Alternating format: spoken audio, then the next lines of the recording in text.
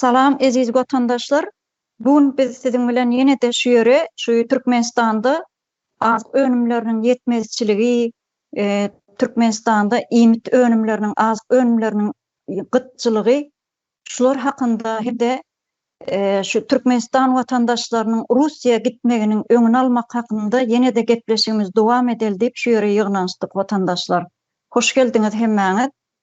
Ne ýakynda biz bir gepleşik edipdik Saparaga bilenmi ýa siziň bilenmi şu ykdysady reformanyň ýoklugy, suwsy etçiligiň ýoklugy hakynda bir geňçligiň bir gürrüň etip geçipdik halkymyza ýetireli diýip.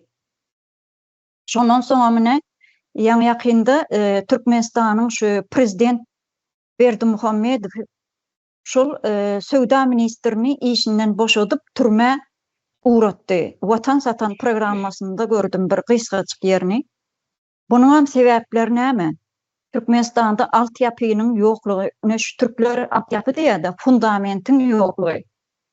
Ýani Türkmenistanda ykdysady reformanyň ýoklugy, düýpden ýoklugy, hususy eýetçiligiň hem ýoklugy şu ýagdaýlara alyp geldi halkymyzy. Ol ministri sen türme uğradanyň bilen ýene-de oňa geljek, ýene-de şol uğradan ministriň ýaly bir adam. Sebäbi sady reforma edilmediği üçin halkymyz şuňky gün imit meselesi ortağa çykypdyr. Şondan kösenýär halkymyz. Hem ýurtdaşyna ýa Russiýa gitmäne mejbur galdylar Türkmenistanyň watandaşlary. İldeşler şu ýerde siziň hem pikirleriňizi alaly. Canan hanım, ben söz alabilirmi? Baş döne sen onu başlat bilersin. Öňünçe men şu näme üçin daşary ýurda Russiýa, Türkiýe işlemäge gitmäne mejbur bolýar oglanlar, ýaşlarymız. Nulla kana adamam 60-65 ýaşyndaky adamlaram gidip otyrlar, aýal gyzlarym gidip otyrlar. Indi näme Türkiýe gelmäni kynlaşdyransaň, ýene Russiýa akyn edip otyrlar. Yine bize de pikir edýändirler şu wagtlara ogluny pul gazansaň boldy, işe gitip pul baryny uğradyp berip şeýdi Russiýa uğradyp inden bugünkü günde uruşa diýip alynandan soň bir ýerde jyzlaşyp aglaşýar diýip şeýle de düşünýän bolmaklar mümkin. Öyle däl. Biz şunça aýtdyk, men jigim de şu Russiýadan uruşa uğradyldy. Ukrayna karşı söwüşmek üçin, Ukraynany bombalamaly, Ukrayna halkyny öldürmeli, anyklap aýdaýynlar. Şoň üçin Russiýa şonu söwüşe aldy şu wagt uruşa. Biz hiç ile gitmedik, köp aýtdyk. Men öz oglumam gitjekdi. Ýöne ol gidip bilmän galdy. Şunça aýtdyk, şu ýerde paýlaşylypdyr, uğradyp otýar. Ýöne bizim Türkmen halky, musulman diýen millet aslında yalana inanmany gowy berýär. İki tane adam durup biri can edip hakykata aýtsa, bir ýandan biri yalan geplese, hakykatçy galy yalana inanýarlar. Sebäbi näme üçin diýerler? Ene dost akly aglatyp berer, düşman akly güldürüp berer diýe. Suň akmyna akýada şonu ýuwaşlyk bilen, ýumşaklyk bilen özüne örýär. Aýyna $1700 aýlyk berjek.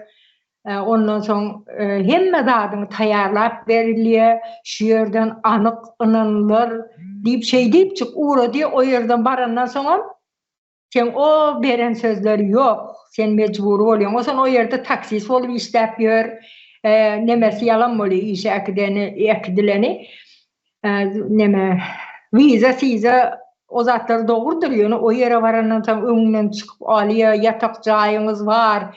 Owadan geplep yalanlara inandyryp karz aldyrýar, o ýerden bir ýerden karz aldyrıp diýip uğradyr. Biz o bergin soňundan eşdiýäs. Men oglum gidip bilmedi, ýöne $1000 berip ödedim. Men habarym ýokdy, hiç datdan. Oglumam aýtmady şonu. Näme üçin inandyrýarlar? Aýyn barýan al karz alyber, aňyr barandan soň $1700, $2000 aýlyk alýan, derrew bir aýda ödýän diýerler-de. Ene diýip uğradyarlar.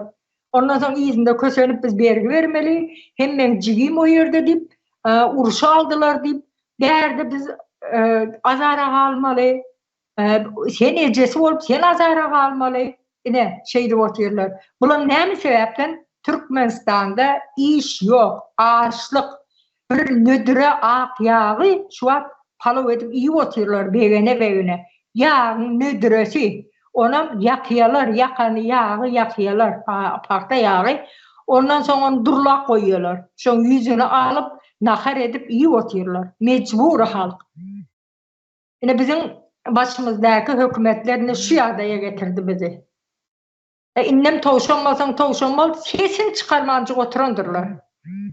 Yine de gepleseler ay yok o Ukrayna gidiptir diye Moskva karşı uruşacakmışsın diye Moskva'nı bombalayacakmışsın Moskva'daki Rusları öldürecekmişsin Moskva'nın toprağı için gidiptir öyle değil Ukrayna için gidilmedi Ukrayna onları uruşa almadı gitti diyen zat yalan Rusya şu an uruşa sürüp oturuyor oğlanları sürüp oturuyor ona Türkmenistan'ın başımızdaki oturan cinayetçi toparın evmezliği.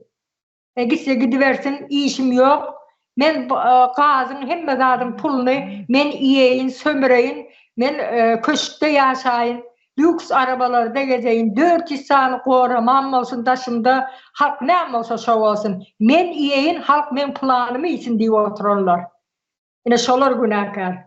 Yine Raşit Meredip Oğuzhan'a yöne pul verip otuyor, pul yatırım edip otuyor Talibanlara. Neyine gerek şu zatlar? Taliban neyine? Dün bana bir video verdi. Oğuzhan'ın Türkmenleri Taliban'ın hakkını talep edip dururlar. Özbek bir pasport vermeli bolupdur. Özbekçe okumalı bolupdur. Türkmenler Türkmen diye zat olmalı değildir. Biz ne için beydimeli? Biz Özbek bir pasport verenle biz Özbek oluyoruz mu? Biz Türkmenliğimize kalacak. Bunu yütketme. Gerek yüz edip ayrıp dururlar. Türkmenistan'ın halkı ne için şey ayaklanmıyorlar? Cinayetçi toparı da günahkar, halkımızın günahkar. O çağın sen o yerde uruşa gidip oturuyor. Türkiye'de bir topar çağı ölüp oturuyor. Ne için yeneler ses çıkarmıyor? Ben olsam bararım oğlum, o adam defa atın diyelim. Al geldim ben atın. Ya oğlum tafik verin ya benim koşup yok adam diyelim. Köşede kıyırarım, iyiyle göz edip. Hiç kaysından ses çıkmıyorlar. Dine var ha, ben cigimden o yerde. Yine de bir oğlan var. Onların ikisi ayrı yerde. Her kaysının yanında 15-20 tane 30 tane oğlanlar var diye Türkmenistan'da. O başka bölüklerde neçe oğlanlar var.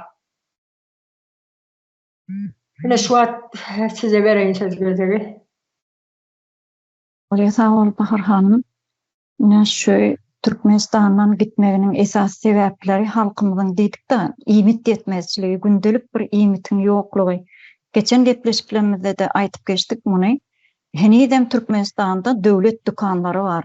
Ne için hususi dükkanlar yok. Hususi bir insanların alıp bileceği iyimitler hususi dükkanlarda da yok. Şunu önem bellep geçtik vatandaşlar biz yerde.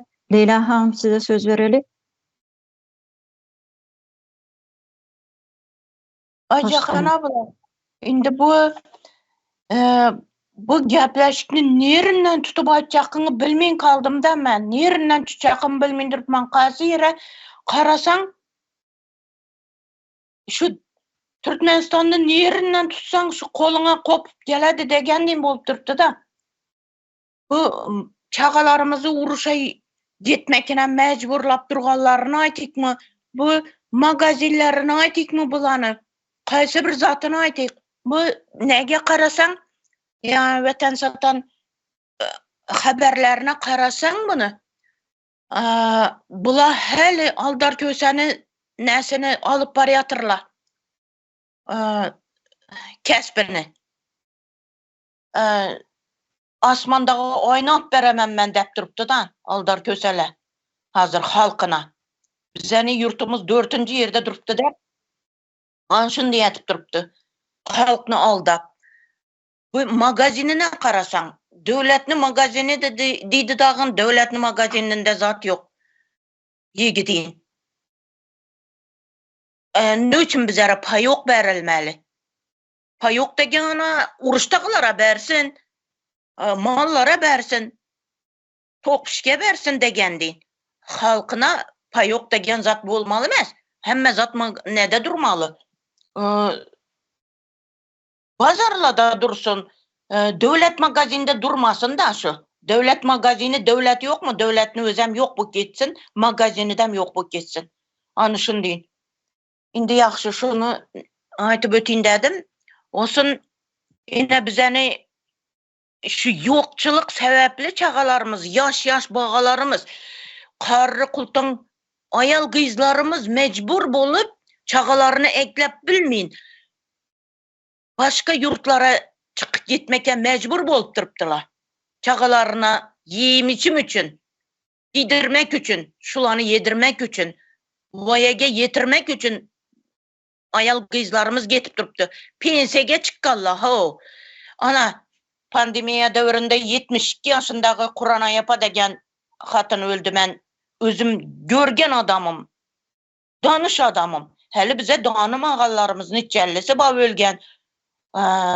Bilmegenlerimiz niçellisi ba eşitmegenlerimiz. Indi yaş bağalarımız yaxşı çıkıp gittiler uruşa gitgeni näsi bulanı.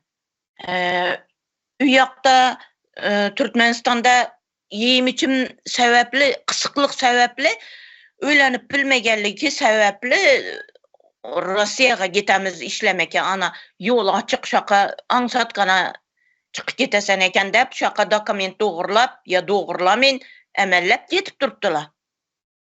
Uyaktadan mecburlap tutkan din uruşa yüverip duruptılar. Bu uruşa yüvergeniden Ukrayna'ya karşı. Ukrayna'nın içinde bizeni niçeli bağalarımız var. Belki ula zorlap yüvermeydi ondur. Ulanı zorlap yüveredi degenini eşitmedik. Ukrayna'da okup yürgen niçeli student bağalarımız var idi. Ana şula indi Ukrayna tarafını alıp belki Rusya bilen uruşmak nesindedirler? İhtiyarındadan. Osunam bizaniki baqtan yine dağın yağı zorlanıp aparılgan bağala uruşadı. Örde qarang, bizani halkımız öledi ikisinde de. Aç halkımız, geday halkımız örde yokaladı. Bir 150'si dep koyuq da indi minimum bir ne aytkanda da mındi primer. Örde 100-150 mes axır görünüçellisi ba bize bilmegenlerimiz. Şuna mecbur etti bu bizeni. Halkımızı mecbur etti. Halkımız ne için şu vakaçelli qarab oturttu?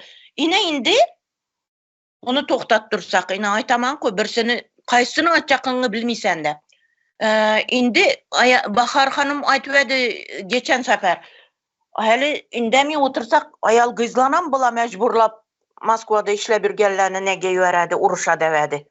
Şu aytkan dinam doğrudanam bula ayal kızlarımızdan ayamayacaklar.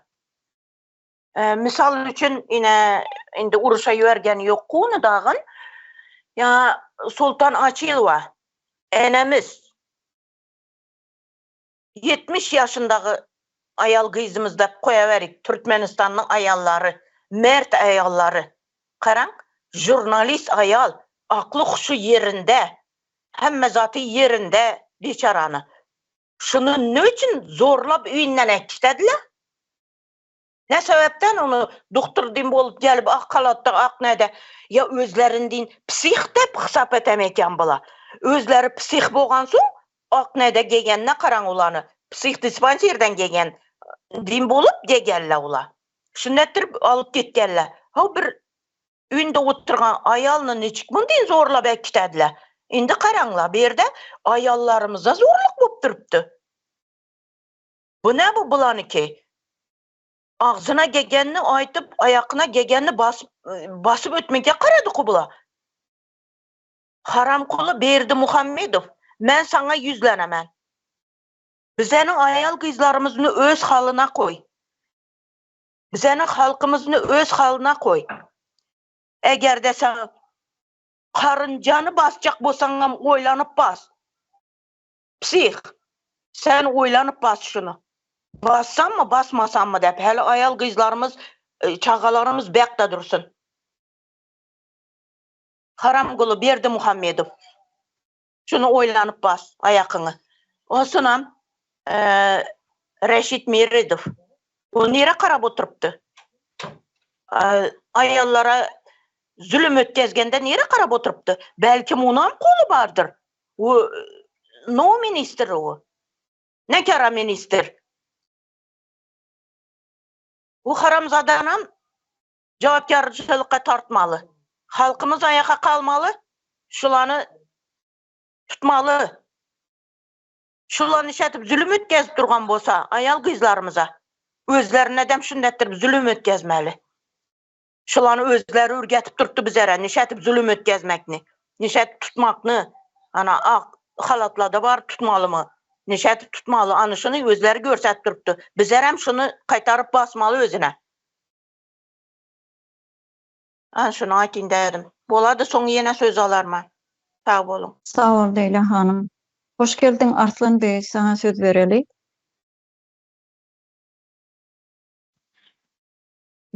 Sağ olun Bahar hanım, esenlikler, ildeşler.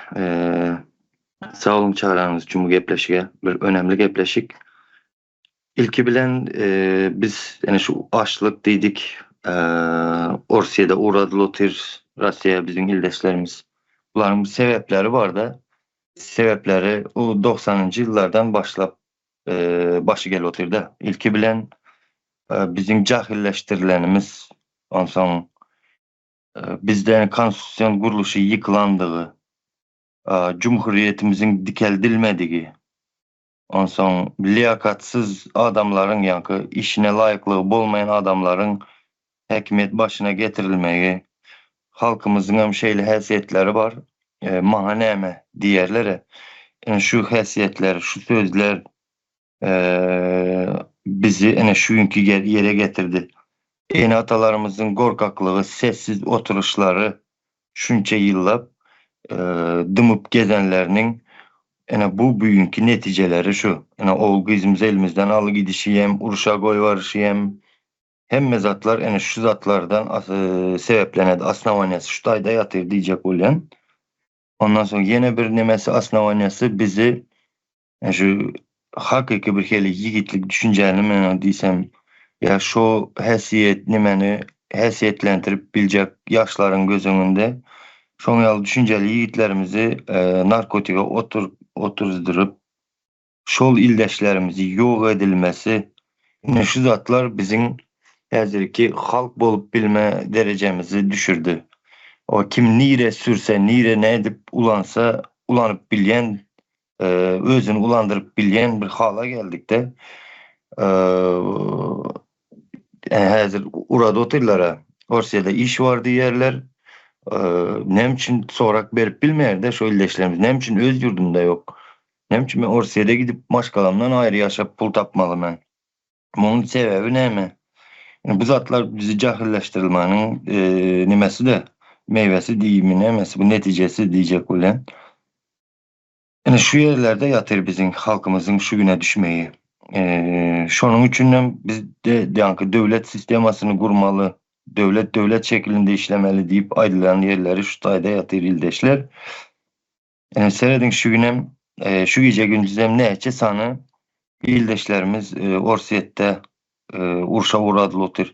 Hem mecigi hem emeli yankı iskustunun özlerinin döreden problemalarının esasında biz şu hala geldik ildeşler. Şuna doğru düşünün. O yankı emeli problemalar hem bizim özümüzün tanışlarımızın elleri bilen edili otur. Şu taylarına doğru düşünün. O tanış bilişlerimiz edi otur bu işlerde. Ondan sonra bu güç kullanıcılar, polisiye işgalleri diyere adam urup yankı gelenden son indi sen bizden bulduk deyiptirler. Şu söze go dikkat edin. Bu ne mi diyer? Bu ne men işaret veriyor? Sen indi bizden oldun demek. Karan bu tayda dönüklük var. Sebep bular başka bir zada hizmet ediyendigini suud edip durlar da sen indi bizden oldun deyip. O ne mi oldu? Sen bizden demeğinin içinde ne mi funksiyalar yatır diysek şeyle öz halkımızı korkutmak, öz halkımızı baskı altında saklamak, neyle açlık çekse de sesini çıkarmazlık, kim nire uğradıp nirde neyle zayalasa yankı ölüme uğratsa hem sessizliğinde saklamaklık buların yankı funksiyasının içine girer diyecek olayan da protokolunun aslında içine giriyor. Sen bizden boldun demeyeneklerine seyredin ya. Bunlar özümüzün içimizden çıkan dönükler bunlar. Yani gücün alancılar. Elbette gidiyor da son bizim halkımız nire uğrukturulsa şotayem gidip urşam eder, canını yem berer, başkaların geleceği için sağlığını yem bitirer, her zat eder bizim halkımız. Yani şunyalı sebepler var bizim illeşler. Şu sebepleri hem düzeltmek için yankı təzə Türkmenistan'ı kurmamız gerek. Devlet sistemasını təzədən kurmamız gerek. Yankı liyakatsız işini bilmeyen adamları ayırıp yankı dönüklerimizden arassalanmak gerek. Lüstrasiya geçirmemiz gerek. Yani şu işleri etmesek biz lüstrasiyanı etmesek illeşler bu zatlar devam eder. Bunun izinin neyce gününü etsen hem edip oturuvermeli son. Asır alsa hem aladı bu şu zatları dikeltmesek. Kıskarak şunu koşayın dedim Ajahan hanım. Bor Aslan begi sağ ol. Kul fikirlerin için şu yerde halkımız yalan propaganda bilen şu hala getirildi da yani senen bellep geçtim. Näme diýsen? Türkmenistan'da hiç ile uruş söğüş yok. Asuda asmanımız var. Yiyecek diýsen var. Hemme zat gülala güllük edip görkezilip. Halkımız şu hala geldi. Halkımız hemçin yurttaşına hakkın etmeli. Yani Rusya gidip biz Ruslara yardım etmeli diyen bir soru var şu yerde. Hemçin yurttaşına gitmeli şolar. Sebebi gündelik bir iýmit üçün az önlerinin yokluğu yankı deyişimiz ýaly yalan propaganda bilen halkımızın karnını doyanak o zatlary televideniyede aydanyň bilen sen halkyň karnını doyanak ahirem. Sen Söwda ministrinin türme bastyranyň bilen ýene de täze bir geljek. Ýene gelen täze biri halkymyza nähili hyzmat etsin. Sebebi bizde döwlet dukanlary var. Henidem 2 kilo un almaly halkymız. Her aýda her can başına 2 kilo un. Oň bilen halkymyzyň karny doýjakmy, doýmajakmy? Ýene de şu öňki köne çüýrük sistema. Ýene gelen adamam şol iş etjek. Onam türmäge uratjak ýene bir 6 aýdan soňra. Şeýle düzgün dowam etdir. Oň üçin halkymız Russiýa gaçyp şu yerden bir günlük çöregini kazanmak için şeýle ýagdaýlara gelip otyr.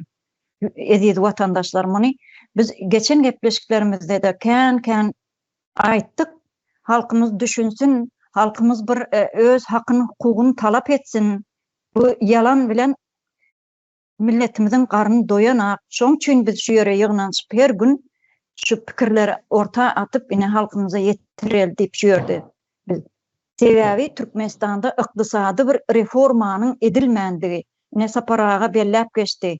Kän mundan 3-4 ýyl öňe Merdan Muhammedow bilenem kän çykyş etdiler. Şu Türkmenistan yerli dolanşyga, hususy eçilige, ykdysady reforma geçilmese halkymyzyň ýene de 3-4 ýyldan soň aç galjak diýip muny aşağı çyzyp bellediler.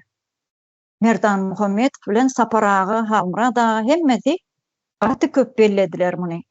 Ine ýene de şu 3-4 ýyl geldi öňmede. Ine şuňky gün halkymız aç ýagdaýda bolan soň yurttaşyna gitmäge mejbur galdy. Arslanbek sana ýene söz bereli. Sağ olun. Ene şu bizim halkımızın köpçülüğüne yetiriyäs diýdiňiz de häzir siz Ajahan hanım. Kä wagt şeýle düşünje geledi maňa. Şu halkımıza diýilen wagty bizim illeşlerimiz pikir edýär ki bu halka diýildi. Köpçülük aýdyldy. Diýmek men berde sessiz galsam da bolýar diýen many geledi. Illeşler ene şu hazır bunu dol içine girip bilinmende men dogrusyny aýtsam bizden şoňaly düşünje geledi. Ya bir duygu mu geledi diýsem. Halk aýdyldy bu. Köpçülük aýdyldy diýilýän bir düşünje var. Yok şu köpçülük, halk her birimiz halkın bir öýjegimiz illeşler. Şonuň üçin halk diýilende başka adamlar gözüňize gelmesin ya köpçülük. Siz özüňiz gözüňize gelin. Siziň çağalaryňyz gözüňize gelsin. Şoların geleceği üçündür. Hemmez adam halk değilende hemmemizdir ildeşler. Şonun yalı yerde uzaklaşacak bolman köpçiliğe aydıldı başkalar etmelidir diyen düşünceler geledi, duygular geledi bize. Ben bunu has bir içkin edip bir dile getiresim geledi ki getirmeyim kıyın da. Düşünendiriniz ildeşler özünüze. Kıskarak şunu koşayım deydim. Yani şu halk dilinde bizde köpçülük duygu emele geledi. Emma cevapkerçiliği neyen bolsa başkalarının üstüne atyaz biz ildeşler. Şotayda her birimizin özümüzün etmeli işimiz var. Yani aydılara her kim özünden bilip iş etsin deyip. Yani bu zatlar bizim halk bolup bildiğimizi anladı da. Şunu koşayım dedim. Sağ olun. Sağ ol Arslan kardeşim. Şu yerde ne doğru bellep geçtin ha. Halk bolanına kim olacak? Misal için men, sen, yine hep başkalar. Olur hakkını talep etmese kim edecek? Türkmenistan'ın içinde bir 2 milyonum halk yok şu an aydanla. Statistikasından vermeye bular. Orta çıkarmaya statistika deyilen de adam yok. Näme üçin Türkmenistan'da açlık bolan sebäpli diýdim ýa-da mine şu yerli dolanşyga geçmesek, biz ykdysady reformany etmesek, hususiýetçilige geçmesek, ýene de halkymız ertir, bizim çağalarımız gitmese ýene goňşuýymız gider, ýene tanış bilişlemizin çağalary ýene de Russiýa gidip ýene şu ýerden bir 5 manat çörek kazanjak diýip ýene kösenerler-de. Oň üçin biz halkymız bütün millet bolup şu ýerde hakkımızı, hukukumuzu talep etmeli, köçe çıkılmalı halkımız. Köçelere dökülsün. Hem için parti yığımına uğradılı eskerler. Ne oğun bir havarlarda gördük. Eskerler parti yığımına gidiyor otuyorlar. Arslan Bey sen yine de elin kaldırdın. Yine de başladın sana. Hova ben elimi kaldırdım karan. Yani bizzat yadıma düştü de statistika diyeninize. Yani şeydir ki kuramaçılıklı terör toparı da bizim Türkmenistan başındaki oturanlar şular her bir halkımızın nerede neyle yaşa oturan, neyle işlerle meşgul oturan, neyle cevir cepa çek oturan, kim nerede yok aldı, neyle yok aldı. Bunların hemmesinden bilgisiyen var, bunların informasyasyen var. Bunların ellerinde hemmesi pisigan var, kim nerede neyle yok alanını. Bunlar goğu biliyerler. Emma bu zatlar yankı statistikanı halka çıkarıp aytmak buların yankı siyasatı var ha yöneten siyasatı. Şuna doğru gelmedi. İnseredin. Yine illeşle şun yalı yerlerinde bir kere korku sindirmeyin de özünüze. Gaytam tersine birlik olmaya çalışın. Mesela yani bir komentarya yazıptır deyip öylerine barıyardılar bir 2 yıl bunların halkımızın, illeşlerimizin. Şunu biliyerler. Ama ne için bizim uruşta ne sanı ildeşlerimiz yankı olanlar uruşa uğradıldı. Bunu bilen yoklar. Bunu sessiz dimip oturlar. Bu tayda demek bunlar yankı Türkmenistan halkının baylığının hem mezadını Orsiye'de muhtuna çıkarıp vermek şunu öz halkımızdan goramak işler alıp bar oturanlığını yine bir gezek suud edip bolar. Şuların şu ediyen işlerinin üstü bilen şunu koşayım dedim.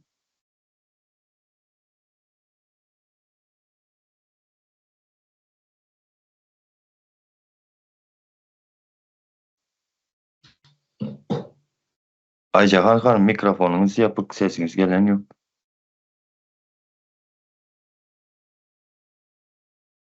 Donk kaldı.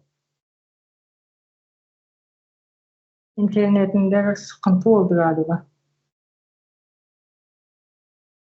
Bakar hanım siz devam edin eliniz kaldırıp durursunuz. Melika Hanım bir çıkışında bellep geçti de Türkçesini ayttı da bir tabak yemeğe muhtaç et, sonunda bir tabak yemek ver diye.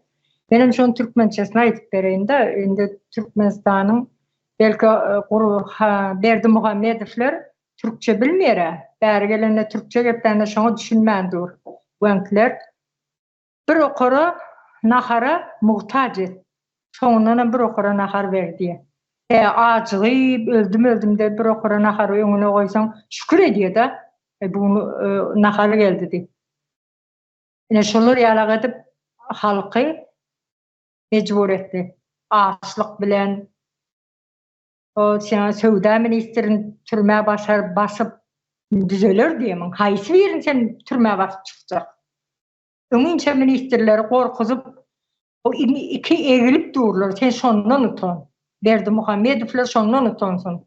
Öňünde biri egilip durarda. Ene siz özüni hacı diýerler. Sen hacı bolsaň, musulman bolsaň, men sana bir hacılık, musulmançylykdan neme aýdaýynlar şolara. Yusuf Peygamberin kinosyny goýja izlasınlar. Şu buğday 7 ýyl açlyk boljak diýip öňünden suw bolan wagtynda buğday ekendirler.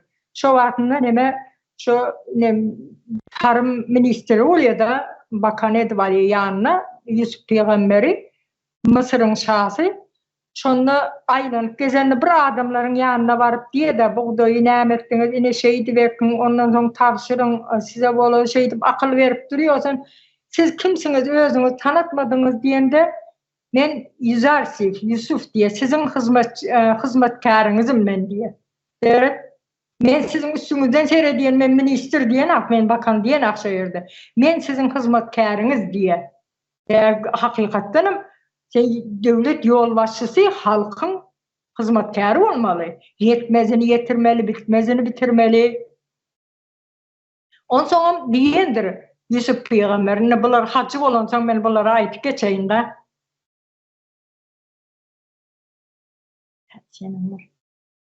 Ben bunları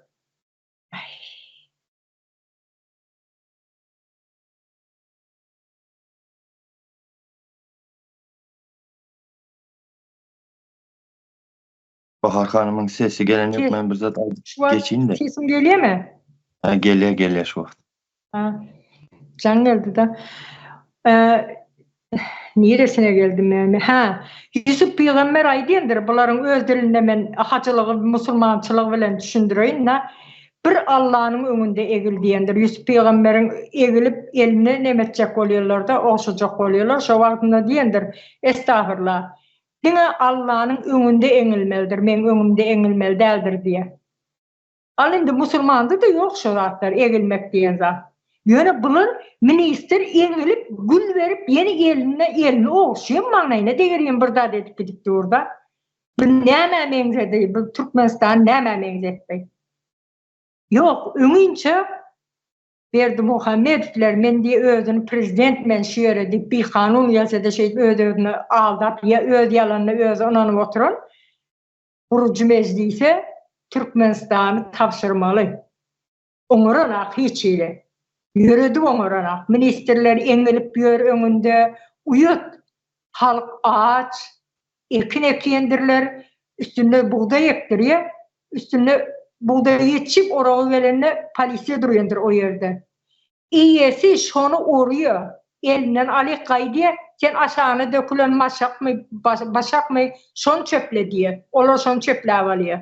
Naharyň goýja ýerini özleri da tabakda kalan ýuwuntusynyň halka içirýär. Oňa halk näme etmeli? Näme sen o Söwda ministerini türmä basýan? O türmä basdyňda şu wagt Türkmenistanyň içi düzeldimi? Yine Köyünürmüşten bir magazin açıyor.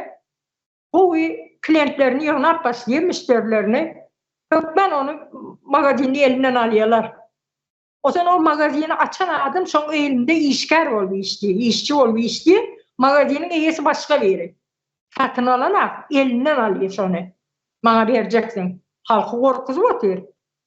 Yine şu magazini açanlar başkaları bilenem gepleşsin de ayağa kalsınlar halk. Hem çağa daşarı yurda giden çağası var mı, uşa gideni var mı, öleni var mı? Hem de ayağa kalmalı, talep etmeli. Ne için magazinde neme yok? Ne için biz payı uymeli? Hani biz bayda ületin halkıdık. Ne için biz payı uyuyuz deyip dil açıp geplemeli, önünce eneler geplemeli, elener. Yani çağı Ece'den talep ediyor, Ece çörük diye. Ece men mektebe pul gerek diye. Ece men acıktım diye. Adam erkek adam dışarı gidiyor. Ondan sonra dadisine geplemeni korkuyor çağlar. Ya Türkmenistan'da şeyde terbiye veriyor, korkucu diyor. Kes sesini, koy sesini diye dadisinden korkuyor. O sözden Ece'sini çümüklüyor. Demin özüm yaşak geçtim dağlarları. Men çağamın ayağında ayakkabı bolmany, ayakkabının aşağı yırtılanına kardon kağız koyuyordum içine. Kardon kağız koyup çeyit mektebe uğrattım çağalarımı. Ben adamımdan ayrışıp öye geldim. İş yok, oturuyorum ben. Ecemin pensiyasını yiyip oturuyorum. Gerçekten iş sorap iş yok. Muzeye işe girecek olup bir yıl katladım. İne bilen şu vaktinde atış mı bir bırakıp başlığı vardı. Hazır ölmüşsün o. O öleni bilen sonku gelen ondan iyidir diyemem. Ben çağamın ayakkabının aşağı yırtılıp sonra kardon kağız bilen koyuverdim ben. Kardon kağız koyuveriyordum. Mektepten gelince şıltıda geli ayrı yeni teziden koyuyordum. İle şu zaratlara hemen mecbur oldum. İş yok. Yetimler için bu kömek sorap var ya. Yok ona salıyor iyi işler. Nerede işlemen de parta yığın başlayır diye. Otoğu başlayandır diye. Hakimliğin önüne gel diye. Otoğu gidersin diye. Yine taf verinin işi şu. Parta güllerem hakimliğin önüne gel diye. Avtobüste ekidiliye plança adam. Olam sanalı adam ekidiye. Onu ulu uğraştır. Ben partaya gidip çağınleme diye. Yine halkımız şey deyip inceden önce ministerlerden başladı. Gör ministerler en ilk göründürler. Şu ministerler önce ayağa kalmalı. Halkın tarafına geçmeli. Bizim en ilk görmekten bizar olduk. Korkmayın, geplen demeli. Komitetler yuvasıdan birinin öyüne baskı edip barmani şu halkın öyüne varıp düşündürüp şöyle bilen gepleşmeli. Siz ne mi? Bizim size koşulacak. Gelin ayağa kalalım diyseler. Şonyalı Melike Moğoli'min aytışyalı bir okura naharı zar ediyorlar, sonunda bir zokura nahar veriyor. Türkiye'de gezpiyorlar, iş diyorlar, o bir yanında hizmetçılığını bildiğim gepliyorlar da şeyden ne açıyordum, ben iş taşlak kayttım. Hem şey diye ayttım. Eğer iş taşlak gitmeyecek olsa şolara korkup işlemeli oluyorlar. İşkenliydim de iş taşlak kayttım. Yani şu millet çekli işleyenler ama izine çıkanda koca giyiniyorlar, o parka gidip surata düşüyorlar, bu parka gidip surata düşüyorlar, onam imoda paylaşıyorlar. O zaman her kim kes çıkaracaklar, yurt dışına gidip işler deyip yürüyorlar. O Türkmenistan'a var ondan sonra var onun yanına hovalı beyle, onun neresi ol kepleşiyorlar da yine bu Türkiye'de hovatiye diyorlar, deyip kepliyorlar. Sonra yani $2000 men aylık alýan. Men gyzmyň ýanyna barmam aýdypdyr da, habar ýok işlerden. Ece $2000 berip almayan aylyk diye. Olar ýaly iş diye şu garraýar men hemişe diye şoň ıňyrdyna çydaman gaharly gezen diye. Şoň ýaly işler tapanna bolmaýan, bolmasa biz geler diye o ýere geçip bilsek diye. $4000 bilen geçirýemişin diye biz gelip işler sen öýde otur diye. Men aýdym siz gelip işlerini men çekenmi siz çekmeýäňizmi diýdim. Men çekenim yeterlik, men çağalarıma çektirecekler bazarda deydim. Oňarsam täze Türkmenistan gurulýar deydim, gezmäge gelersiňiz deydim. Türkiýe gelýämiň, Dubaýa gidýämiň, Amerika gidýämiň, o sen iş isleňiz deydim. Ýöne ýurdu düzeltmeli deydim. Men çağalarıma düşündürdüm, düşünýärler. Ýöne käbir mahluklar var, bärde söýül tutan bolýarlar. Izinli ýöne şoň maşynda gezen bolýarlar. Ondan soň Türkmenistana barmam hova atýarlar. Yoksa süpük korp verendirler. Bir gün izine çıkanlar bir saatlanıyorlar. Kalan onu süpük şu korkup duruyorlar da çekilip duruyorlar işten kolmasın diye. Ne şeydim yalakalar var aramızda. Biz eciz geliyoruz. Türkmenistan'ın halkını oy vermekte. Bizim halkı gepimize inanmıyorlar da az geliyorsunuz. Yalakalar kör. Yalanı inanmanım kovu veriyorlar ha. Çünkü için yalanı inanıyorlar. Doğru aydanın kıyını, o zaman sonundan mahnayına daş diye, yani Urşa'ya gidip dururlar ha, Moskva'da. Yine şolan en ataları öyünün içinde oturup ağlayandır. O zaman biliyor, şu mahnayına daş diye şu vaatı biliyor. Bize yalvardık, yakardık, gitmedi. Yani oyuna geldiler de, yalanı anandılar. Yine yalanı anansa sonu nem oluyor. Öze bir yanım oturuyor Urş'un içinde, bizim koşup yakıp oturuyor. İyice uğukla öyle men mara. Bir erbet düş görürüm diye korkuyorum ben. Bana düşümde bir erbet düş görürüm diye korkuyorum. Bir yandan bir karra ayağına bakıyor, onun orada sıcağını alıp barıyor. Ayağa kalmalı halk. Bizim başımıza gelenler, Türkmenistan'ın halkının başına hemmesine de geliyor. Geleceğine söz yok. Ya gidecektik, oturdu dururlar var o. Onu uğrattık. Vefadi könlügösü bir oğlum var. Bana uzoraktan giyogum oluyor. O doküment tayarlap diyor. Menden pul soradı, kömek et diye. $100 kömek et, $500 kömek et. Men diyor Rusya'ya gidecek, $1700 neme veriyor diye, aylık veriyor diye. O men civim tutuldu, uruşa gitti, düşünüp görüp otuyor şunu var ya, bilip otuyor. Yine de gidecek diye de yok diye, men dokumentlerimi diye düzeltip beriyes diye vaydı, arkamızda adam duruyor diye. Barın arkasında adam dursa, Putin duruyor arkasında. Uruşa koy vermek için karışım. Halkımız şunu düşünmesi gerek. Dine var ya, bir yandan tövda neme ministerleri türmeye bastıyor, bir yandan o ministerleri egildir, onun bilen mara Türkmenistan düzelmiyor. Haçan biz ayaklanmalı, halk ayaklanmalı, esasen eneler çıkmalı dışarı. Az çağıran beydi, kem bakal edip uloldanından öldürün deyip çıkmalı da, bol öldürün men deyip çıkmalı. Biri ikisi de polisiyalardan urup yıkıvermeli, çıkmalı köçe. Mecburi Berdi Muhammedovler Türkmenistan'ı kurucu meclisi tavsırmalı. Tavsırır yani, etmeli sonu. Etmeli, tavsırır yani. Bizim ne bir öz yerimiz var, ne bir bizim öz öyümüz var. Melle galyam, cay salyam, bir yerden saldın, bir yandan etmeli, yıkmalı. Yanlış edip, ben melle kaldım, bir yandan yer görkördü, şu yerden cay kaldırıp bilersin. Şimdi tayarladım, hem de aldım, bir topar pul çıkardım diye, yok bir yer yanlış oldu, bir yandan etmeli diye. Yani için ben para veremem. Onlara padarkasını vermeli. Türkiye'de iş yapıyor ne? Denizde su yok, dolar var, bediranı batırıp alıp oturuyoruz. Yani soyup soğunu çevirdi, Türkmenistan'ın içinde dışarıdakilerim imene başladı da. Biz hâlam ayakta tutup oturuyoruz. Çağalarımız bak o değil. Türkmenistan'a yıkıcı da azarımız yeterlidir. Kömek edip oturuyoruz. Bizden dolar var o yere. Biz ayakta tutup oturuyoruz. Başımızdaki oturan dine panglap, aynı dördüncü yerden duruyan Türkmenistan, gepinim düşündürü bilen akman kala. Oğadan prezidentim var, şofrat diye oturuyorlar. Yani ağzına gelip önkü prezident, önkü Niyazıf'tan Asu'da asmanımız kaldı miras. İnne bundan hem şofrat kayı miras. Bol otursak yani, bundan soğuk güçlü döngörsün deyip kargıyalar da. Yani kargış bile ne ettiler? Biz ne için biz kargışa kaldık mı? Ne için beyde oturuyoruz? Ne için biz divana oluyoruz? Ne için kulu oluyoruz? Biz kargışa kalıp olduk mu? Ol halkın kargışına kalıp ona burdak bolur yani. Hiç de adam edi bilmiyorlar kargış bilen. Dine ayağa kalmalı bolonu. Koruması var, onların diye avtomatı var elinde diye. Atık koyu verer diye. Atsın. Nerede vat yakar? Ayağa kalmalı halk. Hiç tatlanan korkmalı da o atı bilmiyor. O onku uğru hayvan. Bütün men en ataları sesleniyen. Eğer anrucu bir namusunuz olsa, ağrınız olsa ayaklanın. Türkmenistan'ın kıyıdan er gözleş diyorlar. Türkiye'de koca oğlum olsa barcak, ere barcak. Yani şunları etirap er gözleş diyorlar mı? Mecburi. Kaçıp kutulacaklar, erinin ayrış gelenem bir koca bir yer olsa barcak çağlarım getirecek diye. Onun bilen sen kuturmuyorsun özümü. Sen iyisizsin, iyisiz. Sen Türkiye ere var ama Türkiye olur mu? Sen Türkmenistan'da bu gülleri görüp geldin.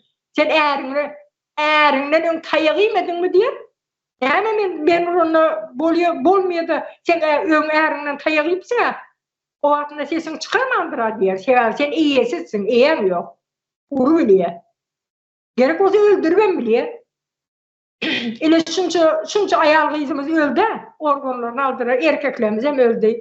Organları aldılar, çöpe attılar. Depremde öldüler. Türkmenistan'ın bir yolbaşı gelip Türkmenistan'ın halkı şu yerde öldü. Ne oldu bana deydi mi? Ne için organlarını aldınız?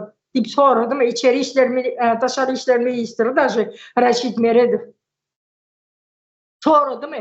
Niyaz ne odan depa aldı adamları. Ne Barış Şeyh Murat aldı. Ondan önce Pakuşiye ne oldu deyip bir tabar gerekli önemli adamları alanda yok kurgurama mı ne hemen sonra Raşit Meredov gitti.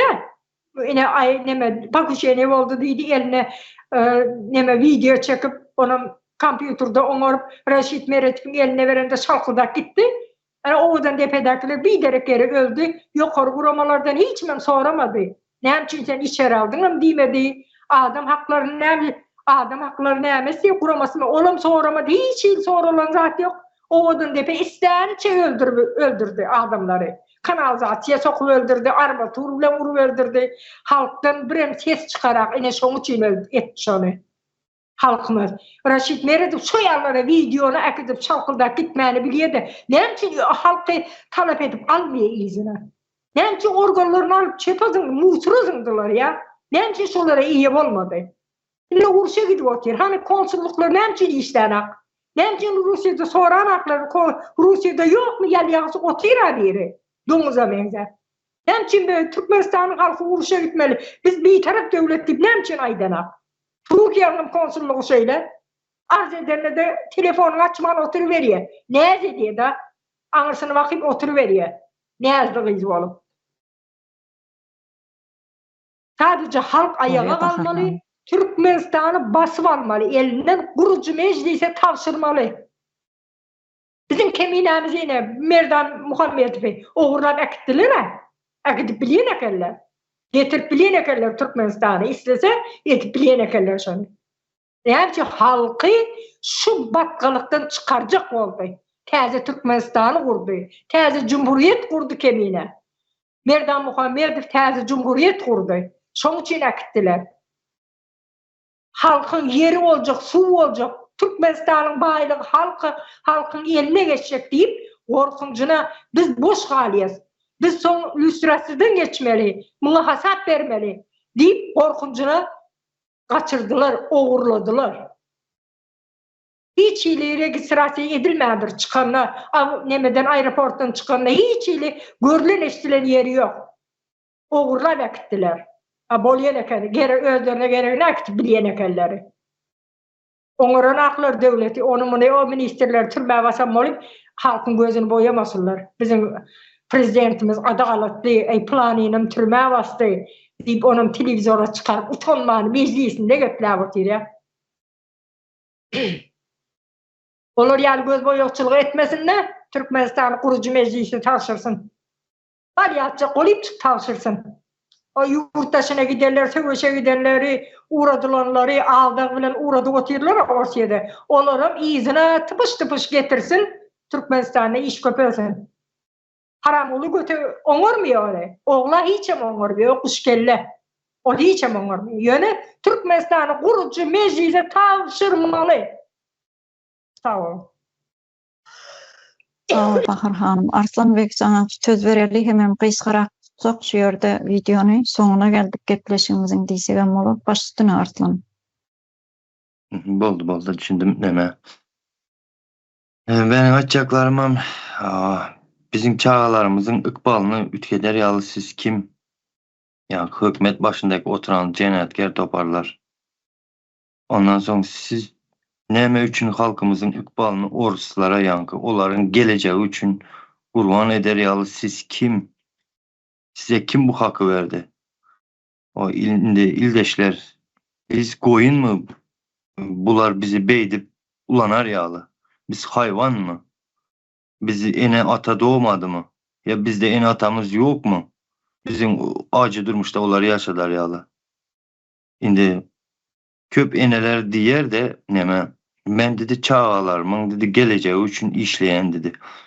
Eziz eneler, atalar siz kanun, hak, hukuk dikeltmen neyle çağınızı kovdurmuşta yaşatacak olsanız hem yaşadıp bilmeyeniz. Hemen aramızda köp ildeşlerimiz hemmemizem karnımızdan dok eynimizden bitin olup geldi. Ama kanun, hak, hukuk bolmasa sonunda gelip şunu yalı güllere düşemiz biz ildeşler.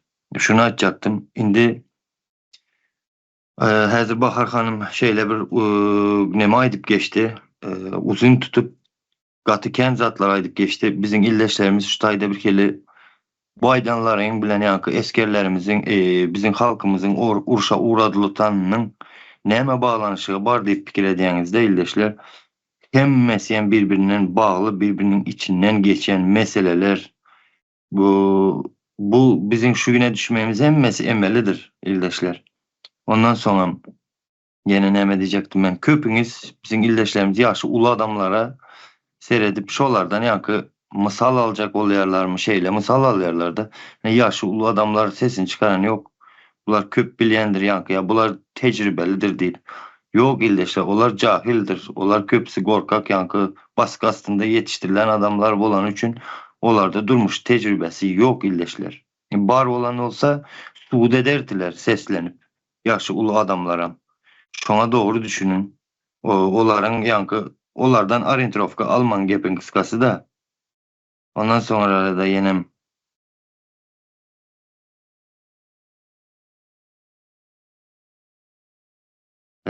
yine bir zatlar diyecektim de uçurdum hazır Bahar Acakan hanım Cemle'nin şutaydı. Bolya sağ ol Arslan Bey şu yerde kiyimden hemen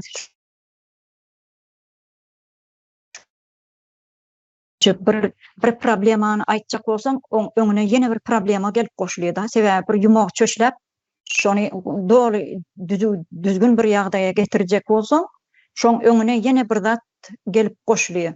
Şoň üçin Bahar hanymam sizem watandaşlar inçeden aýtyp berdiňiz da.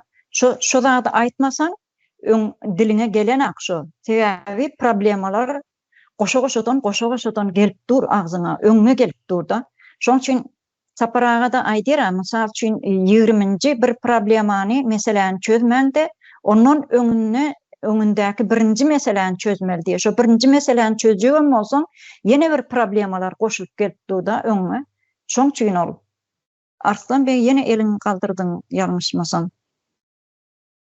Yok indirmedim de böyle yine yankı onu danımaydın da şu erkek ildeşlerimize aitacak olan da siz gidip bir direkt orsiyette canınızı verip yankı başka yurtlarda ömrünüzü dayalayanınızdan gelin enelerimize seyredin neyle kul bolup yörler. Şuları kulçuluk edip yörenle siz namusu etmeyiniz mi yiğitler? Gelin can verecek olsak yankı özümüzün yurdumuzda özümüzün enelerimiz için vatanımız için can verelim. Yankı içimizdeki dönüklerden aras salanma için can verelim ildeşler. Hiçbirinize korkak değil seyredin uruşta uruş büyürsünüzler. Uğradılsa. O kör motivasyonunuz hem bir yerler orası için hem canınızı veriyeniz. Koyun bu işlerden gaytam gelin öz yurdumuz için can verelim. Hasta bir avraylı oladı hem merdeyim. Sağ olun şimdi açacaktım. Sağ ol Arslan kardeşim şu yerde ene doğru bellap geçtim. Biz şu Erdoğan şu Türkiye'nin Cumhuriyeti'nin başına oturan Erdoğan Sayın Erdoğan'ın bellap geçedi arada bir çıkışını dinledim. Şonay diye kul olmaktan deyip aytıp geçti de şu biz hem şu kul olmaktan yadamadık mı vatandaşlar? Kul olup diyorsun ha. Yurttaşında entep birimiz uruşa gitip yiyoruz, birimiz Türkiye'de kul olup gezip yiyoruz. Bu zatlardan yadadık vatandaşlar. Şoň üçin gelip biz ayağa kalmamız gerek.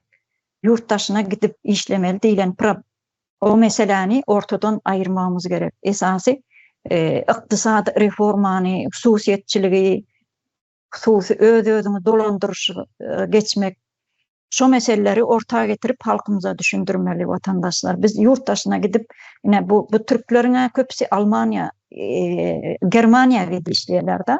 Şu Germanya gidip işlerine de Türkiye'den Germanya'dan emekli maaşını, emekli pulunu alıp bilirler. Bizde ne? Bizde ne sigorta var, bizde ne emekli maaşımız var. Hiçbir zatımız yok vatandaşlar bizde. Bizde öyle zat yok. Bizim arkamızda duran bir adam yok, cumhuriyetimiz yok. Yok Türkmenistan. Türkmenistan deyilen zat at kartadan yitip gitmekçi. Yakın vaqtda. Şoň üçin gelin vatandaşlar şu gepleşigimiz dowam edelim, köprek halkımıza düşündürelim. Köprek paylaşalım bunu yurdun içinde. Düşünmeyenlere de düşündürelim vatandaşlar. Çünkü gepleşigimize bir adacığım olsa bir halkımıza bir peydalı bir iş eden olsak vatan Arkasında kim duracak eken onu? haram kulu Berdi Muhammed gibi duracak mı? Ana halkımız yürüptü. Arkasında dağ atıp arkalap. Arka dağımız da. Hele bir gene kelle arka dağlı yürüptü adamlar. Dağlı. Bir gün mes bir gün pıtırak getedi bu dağı. Ana olsun kime yüzlenecek eken bu? Halkımız kime yüzlenecek? Arka dağı pıtırak getkenden son. Ana şunu değil. Şu o adam birinciden o bala özünü özü aldıydı. İkinciden ata-enesini aldap getedi. Ne dep? Yine meni arkamda duracak adam ba dep. Al yaxşı arkasında durgan adam kime aytadı bunu uruşay kitip batırla dep. Belki özü sat yatırgandır. Arkasında durup. Doğru mu? Pul alacaktır. Oğan bir kimat pullu bolacaktır. Şunu istep durgandır. Birini balası biri için karınca gibi görünmündürttü hazır. Karınca çellimen görünmündürttü. Bu bala aldanmaslığı gerek. Halkımız indi aldanıp oldu, o boldu, yeter. Aldanmasın. Putin'e mi jalp edeceksen, ben arkamda duramam da bek geldi de arkamda durmadı de. Ya Berdi Muhammed'e mi jalp edeceksen, ben arkamda duramam da bek gelip uruşa verdi de. Kime jalp etip biledi? Arkasında duracak hiç satam yok, hiç kimni. Evvelen özüne arkayın bolmalısan. Biröwe arkayın bolup bir yere çıkmalı mezsen. O zaman ne için bizeni? Halkımız her bugün neçelli aldar köselerini gepine inanadı. Lekin bizeni gepimize görünüp durgan zaten. Açık aytıp oturgan zatımıza ne için inanmayacak boladılar? Gitmenle, uruşa gitip duruptular, ekitip duruptular desek, şuna inanmayacak boladı bula. Ahır göz görekey konuşunu balası gitip duruptuk uruşa. Gitti. Lekin sen indi şundan görelge aldan. Sen toğda bir. Şunu diyeti verirler de düşün ahır.